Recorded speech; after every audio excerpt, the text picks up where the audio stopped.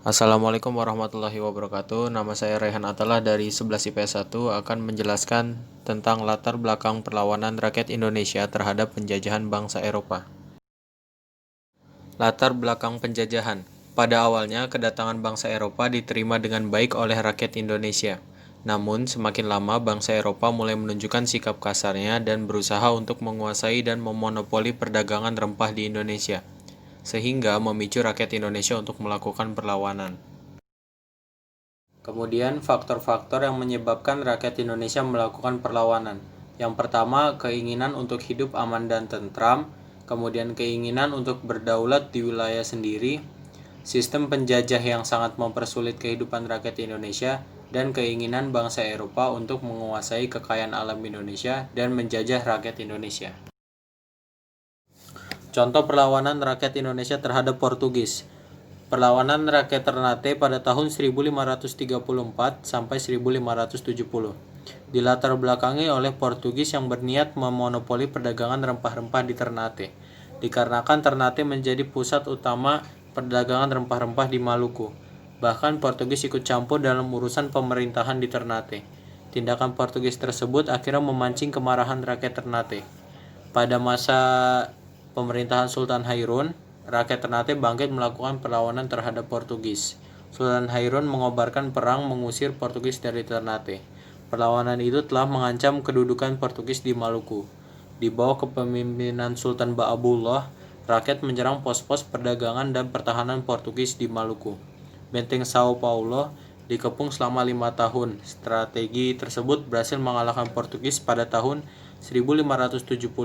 Portugis meninggalkan Maluku.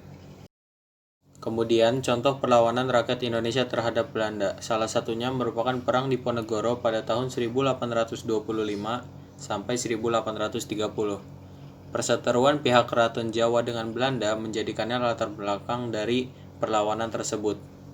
Dimulai semenjak kedatangan Marsekal Herman Willem Daendels di Batavia pada tanggal 5 Januari 1808. Daendels mengubah etika dan tata upacara yang menyebabkan terjadinya kebencian dari pihak Keraton Jawa.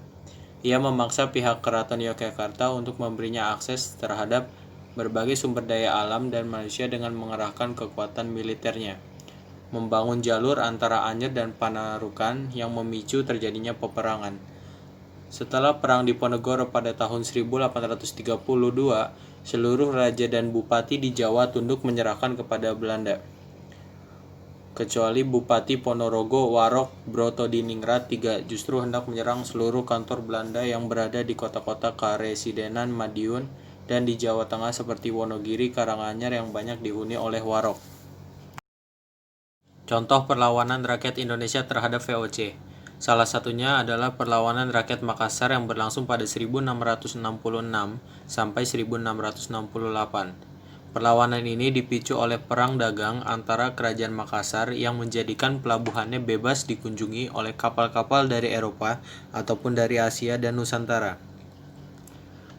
Dengan pihak VOC yang ingin memaksakan monopoli, pelabuhan Makassar dianggap menyaingi perniagaan VOC.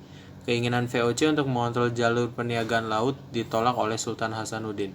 Dalam kebudayaan bahari yang dimiliki oleh Makassar, mereka memiliki filosofi bahwa secara umum laut adalah milik bersama, siapapun boleh melayarinya.